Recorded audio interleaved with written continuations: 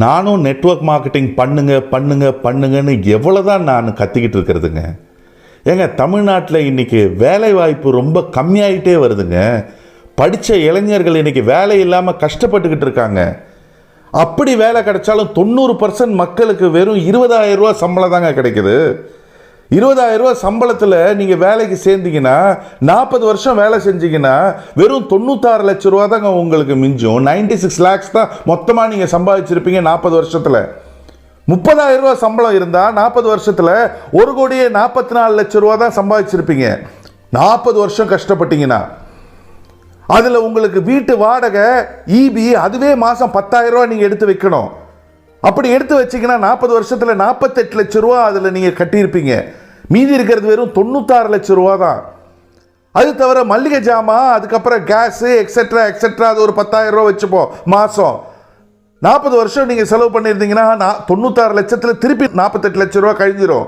அப்போ மீதி இருக்கிறது வெறும் 48 லட்ச ரூபா தாங்க. அதுக்கப்புறம் பெட்ரோலு, அந்த வண்டியோட மெயின்டெனன்ஸு, அதெல்லாம் ஒரு 5,000 ரூபா எடுத்துப்போம்.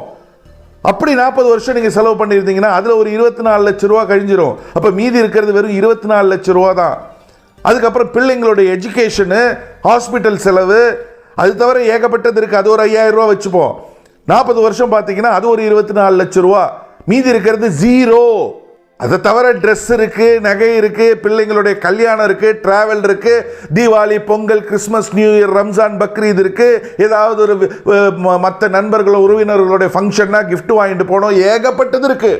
திடீர்னு வீட்டில் ஒரு எமர்ஜென்சி, பெரியவங்களுக்கு பெற்றோர்களுக்கு உடம்பு சரியில்லைன்னா ஆஸ்பத்திரி செலவு. இன்னைக்கு ஆஸ்பத்திரிலாம் போனால் லட்சங்களில் எடுத்து வைக்கணும். ஏற்கனவே ஜீரோ. என்ன பண்ணுவீங்க? எங்கே போவீங்க?